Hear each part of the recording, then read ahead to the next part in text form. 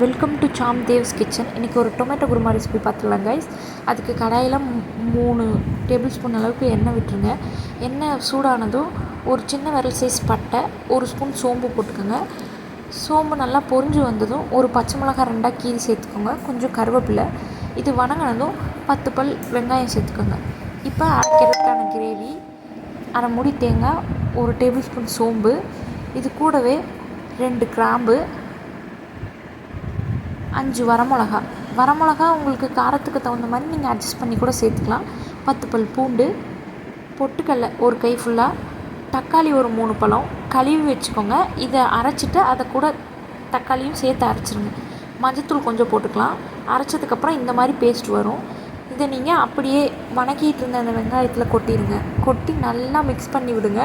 ஒரு 2 நிமிஷம் அந்த ஆயிலில் அது நல்லா பெரட்டணுன்னே இந்த டிஷ்ஷுக்கு தேவையான அளவு தண்ணி ஊற்றிடலாம்.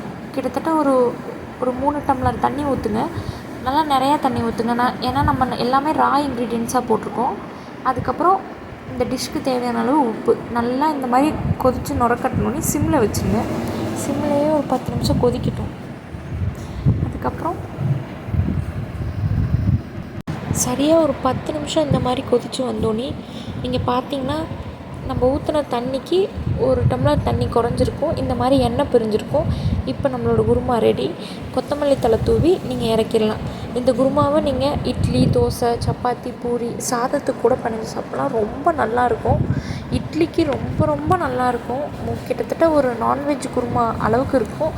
கண்டிப்பாக ஒரு தடவை ட்ரை பண்ணி பார்த்துட்டு எப்படி இருக்குதுன்னு சொல்லுங்கள். தொடர்ந்து இந்த மாதிரி யூனிக்கான ரெசிபீஸ்க்கு, ஒரு சிம்பிளான ரெசிபீஸ்க்கு நம்ம சேனலை மறக்காமல் சப்ஸ்கிரைப் பண்ணுங்கள், ஃபாலோ பண்ணுங்கள், கமெண்ட் பண்ணுங்கள், ஷேர் பண்ணுங்கள். கண்டிப்பாக உங்களை என்டர்டெயின்மெண்ட் பண்ணுற மாதிரி வீடியோ வரும். Thank you all.